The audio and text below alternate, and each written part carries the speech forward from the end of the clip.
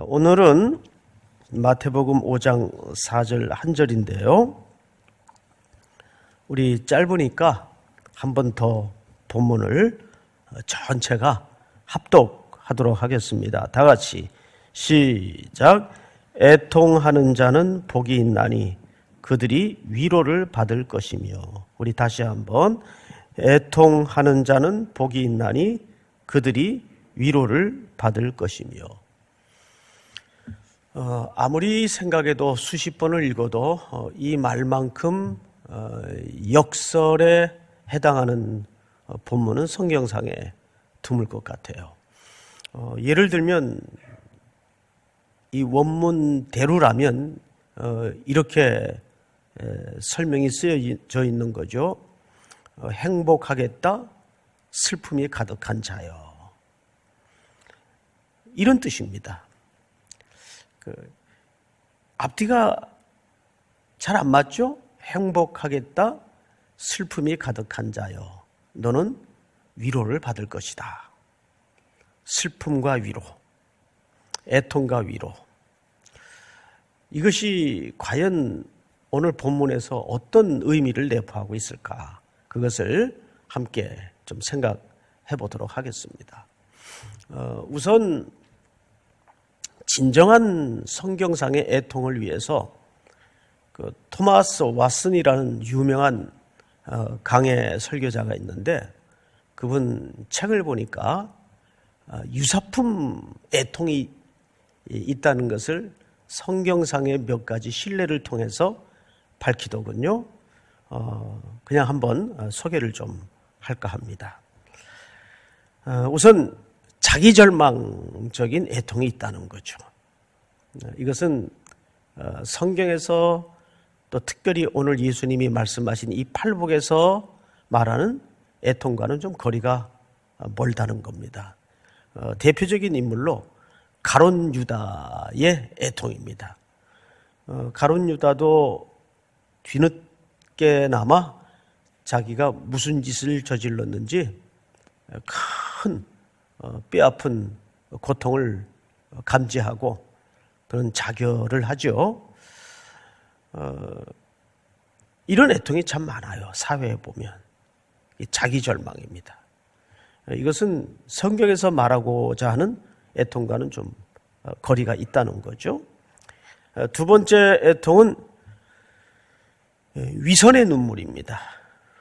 그리고 이제 성경에서 대표적인 인물을 다윗을 평생 죽이려고 쫓았던 사울을 예를 들었어요. 왕 사울이 부하 다윗을 추적하는 기록들이 빼곡히 차 있단 말이에요. 그런데 일관된 패턴 하나를 발견할 수가 있습니다. 늘 후회를 해요. 그리고 또 찔찔 짜요. 내가 잘못했다. 그리고 또 격분이 일어나서 시기 질투가 일어나서 부하 다윗을 향하여 분노를 터뜨리고 그리고 난 다음에 또 후회의 눈물을 흘립니다. 이것은 철저히 위선의 눈물이죠. 그걸 이제 악어의 눈물이라고도 우리가 표현을 합니다. 세 번째 애통이 있는데 억지스러운 눈물, 조금 유사하긴 하지만 그 실제적인 성경의 인물로 가인을 뽑았어요. 가인. 동생을 죽였던.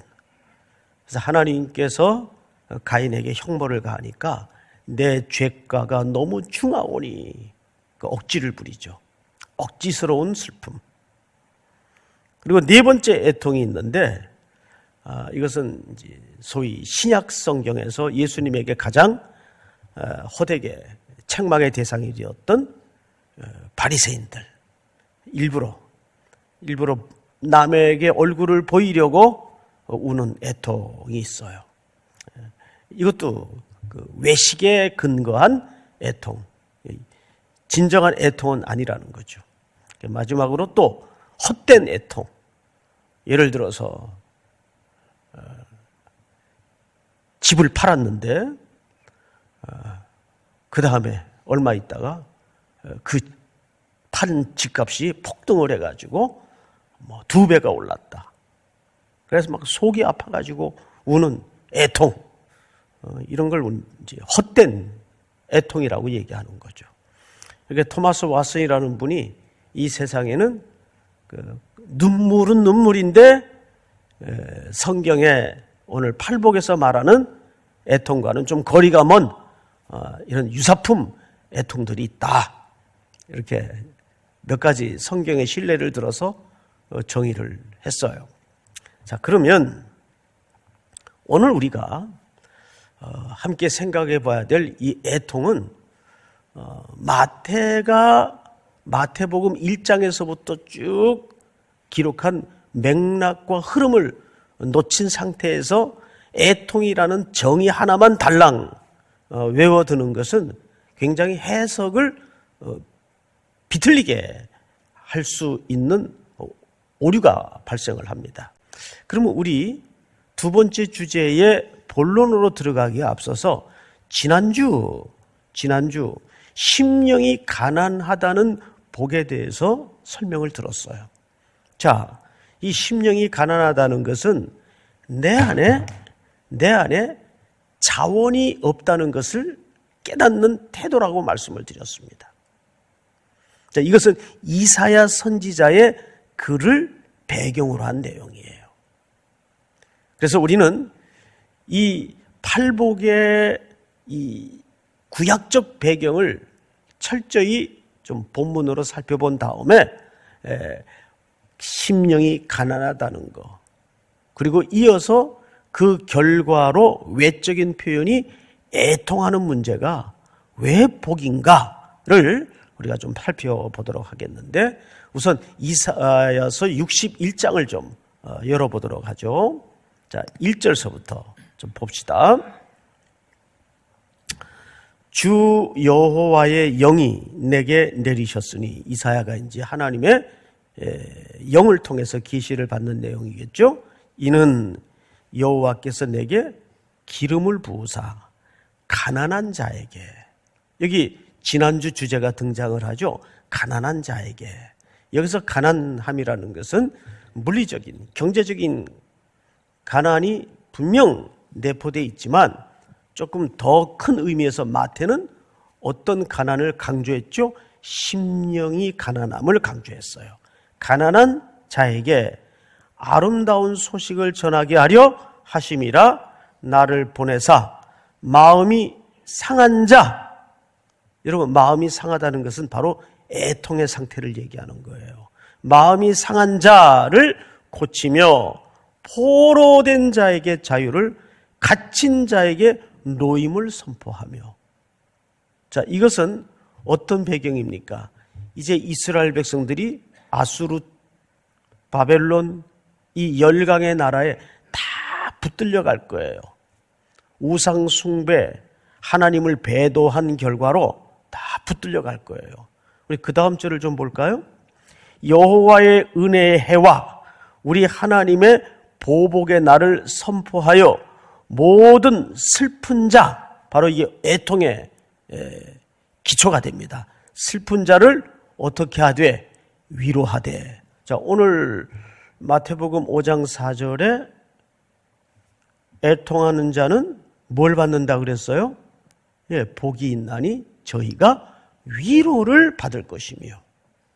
그러니까 예수님께서 마태복음에서 특별히 팔복에서 강조한 가난함이라든지 애통이라든지, 이것은 이스라엘 백성들이 포로로 끌려가서 거기서 겪게 되는 육체적인, 심적인 고통을 얘기하는 거예요. 그들이 거기에서 그 혹독한 풀무의 고난과 역사 속에서 깨달았어요. 우리 안에는 이것을 스스로 해결하거나 스스로 구원할 수 있는 아무 자원이 있다 없다? 없다. 없구나. 그래서 자기들이 얼마나 비천하며 가난한 상태인 것을 처절하게 깨달아요. 끌려간 그 열강 속에 혹독한 풀무의 고난 속에서, 그리고 자기들이 얼마나 안에 의가 없고 자원이 없고 파산맞은 존재인가를 깨달아요. 그래서 그 깨달음이 어디로 갑니까? 어디로 갑니까? 누군가 외부적인 힘의 구원자가 오셔야 되겠구나. 그래서 이 포로들이 그 혹독한 고난 속에서 누구를 대망하게 되죠? 메시아. 우리 민족에게는 메시아가 필요하구나. 우리를 구원할 자가 있어야 되겠구나. 이 어둠을 흩어내고 우리를 이 포로와 억압의 사슬에서 풀어낼 그 메시아가 있어야 되겠구나. 그래서 그 메시아를 향하여 어떤 마음을 가지게 됩니까? 애통하게 돼요. 우리를 살려주세요. 우리를 구원해 주세요. 그것이 오늘 여호와의 은혜의 해와 우리 하나님의 보복의 날을 선포하여 모든 슬픈 자를 어떻게 하되? 위로하되. 할렐루야. 오늘 마태복음 5장의 애통의 가장 신학적인 기초는 이사야의 글 속에서 찾아볼 수가 있어요. 우리가 묶였는데, 포로가 됐는데, 사슬에 칭칭 감겨 있는데 내 안에는 그것을 해결할 능력도 없고 실력도 안 되고 손쓸 어떤 조건이 아무것도 가진 게 없어요. 그래서 자기들의 비천함을 깨닫고 마음속에 슬픔이 가득해. 내 무능함, 내 무능력함, 내 연약함을 직시하면서 애통하게 돼요. 그 애통이 누구를 향하는 시선으로 옮겨지게 됩니까? 하나님, 저희를 좀 살려주세요. 이게 뭐예요? 애통이에요. 여러분, 그래서 제가 어젯밤에 글을 읽다가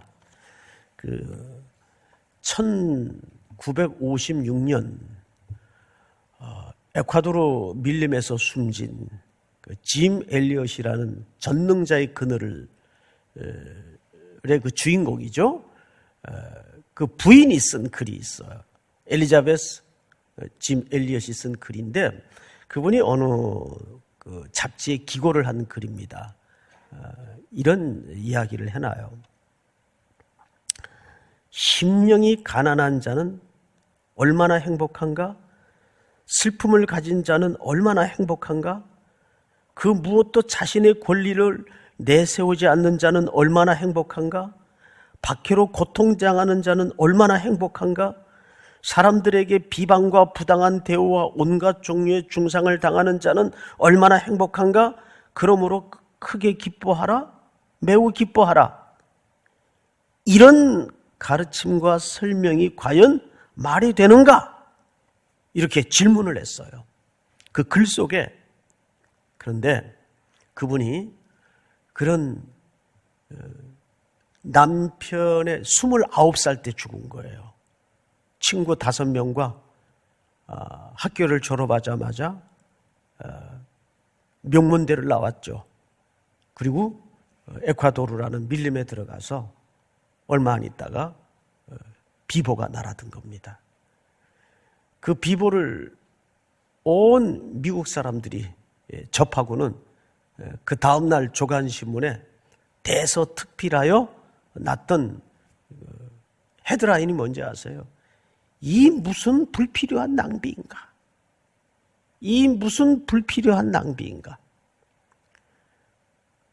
그리고 미망인이 된 이 엘리자베스 짐 엘리엇을 기자들이 찾아와서 같은 이야기를 했어요. 그러자 짐 엘리엇 부인이 쓴 글입니다. 그 글 속에 어느 분의 이야기를 인용을 해요. 자넷 어스킨 스튜어트라는 분의 글을 인용을 하는데, 기쁨은 고통의 부재가 아닌 하나님의 임재를 말하는 것이다. 그러니까 기쁨과 위로라는 것은 고통이 사라지거나 슬픔이 치워지는 게 위로가 기쁨이 아니라는 거예요. 이게 진정한 기쁨과 위로는 하나님의 임재를 경험하는 것이다. 그러면서 시편 23편을 인용합니다. 사망의 음침한 골짜기를 다닐지라도 내가 해를 두려워하지 않는 것은 주의 지팡이와 막대기가 나와 함께 하심이라. 하나님의 임재. 남편은 여전히 부재되고 자기는 평생 미망인으로 살아야 되지만 슬픔의 상황은 바뀐 게 없어요. 그러나 그의 영혼 가득히 누구의 임재를 경험하게 되었다는 얘기예요. 그 어느 때보다도 이 격한 애통과 슬퍼할 수밖에 없는 상황에서 하나님의 임재를 경험하게 되었다는 거예요. 그렇습니다.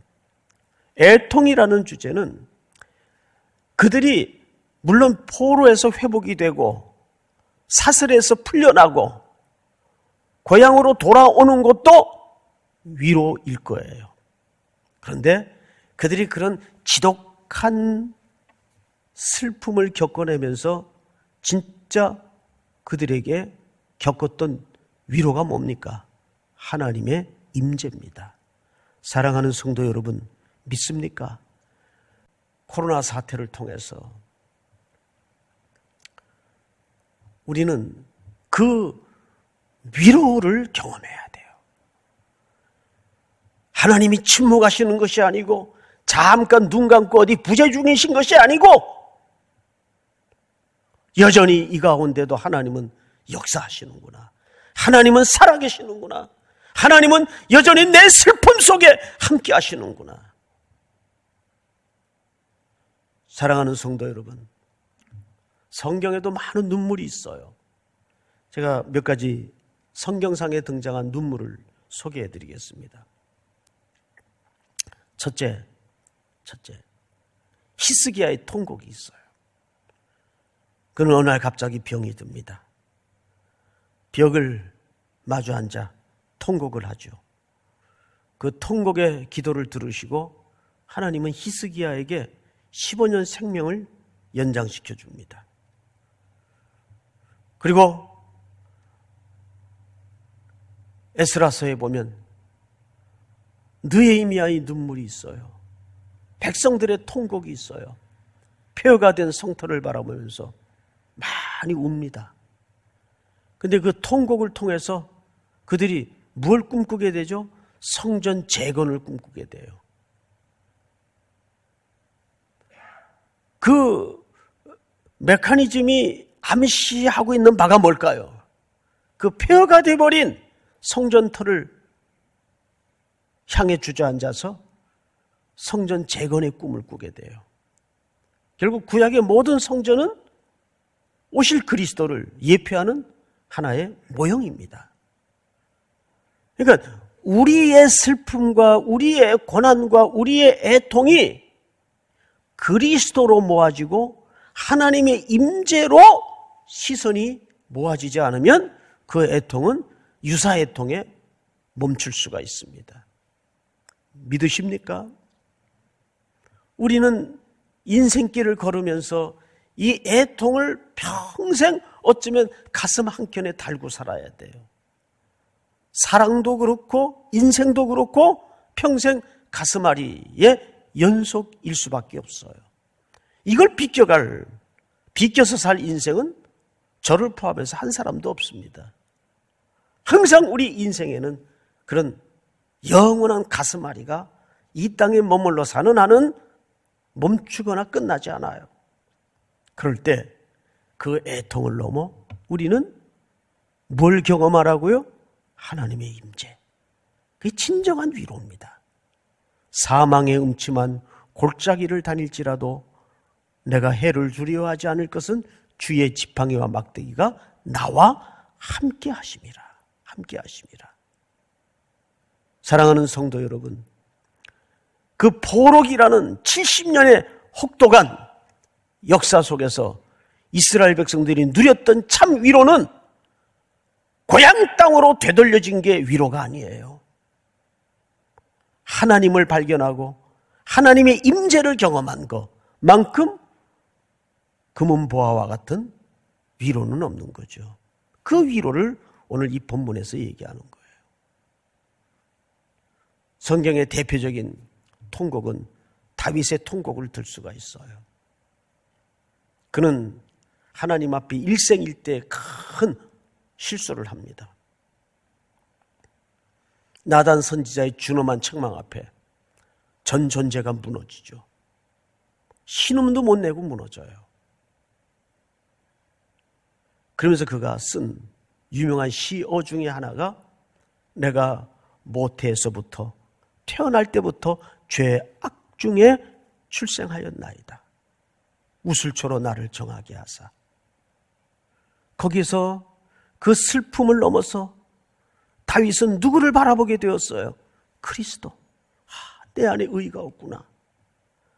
이것이 팔복에서 말하고자 하는 행복자입니다. 내 안에 의가 없구나. 주님 오시옵소서. 나는 그리스도가 필요합니다.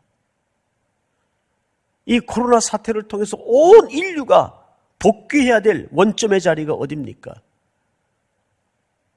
창조주 하나님, 우리는 피조물입니다. 이 눈에 보이지 않는 바이러스 앞에 전 인류가 벌벌 떨고 있습니다. 그래서 이것을 거두어 주시고 해결해 주시고 당연히 이런 기도 해야죠. 그러나 더 중요한 것은 그것을 넘어 이 공포와 이 슬픔을 넘어 어디로 가야 될까요? 우리는 주님이 필요하며 이 바이러스 사태를 통해서 주님의 임재를 보게 하여 주시옵소서. 그걸 경험하는 일상이 되게 하여 주시옵소서. 너무 모든 게 부요하고 풍족하고 흘러넘치다 보니까 더 이상 하나님이 필요하지 않고 살았습니다. 우리의 죄악을 용서해 주시옵소서. 세상의 모든 것이 넘쳐난다 할지라도 주님 없이는 내 존재가 아무것도 아님을 믿습니다. 여러분, 세월호 사태가 터졌을 때 1년이 가고 2년이 가고 3년이 가니까 사람들의 입에서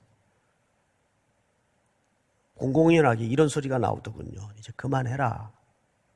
그만해라. 여러분, 슬픔은 유통기한이 없어요.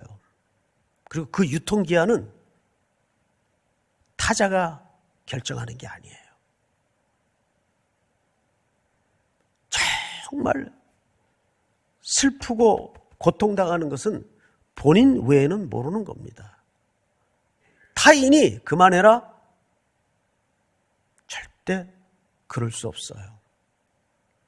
우리는 어쩌면 평생 하나님 앞에 유통기한 없는 애통하는 자로 살아야 돼요. 믿습니까? 그게 복인 걸 기억해야 돼요. 오늘도 저는 슬픔이 가득한 자입니다. 저를 긍휼히 여겨주시고 이 슬픔 속에 창조주 하나님과 보혜사 성령님, 임마누엘로 오신 그 예수님의 임재를 절절히 경험하는 복을 누리게 하여 주시옵소서. 그 은혜가 이 한 주간도 여러분들을 살아내게 하는 용기와 근거가 될 수 있기를 주님의 이름으로 축복합니다.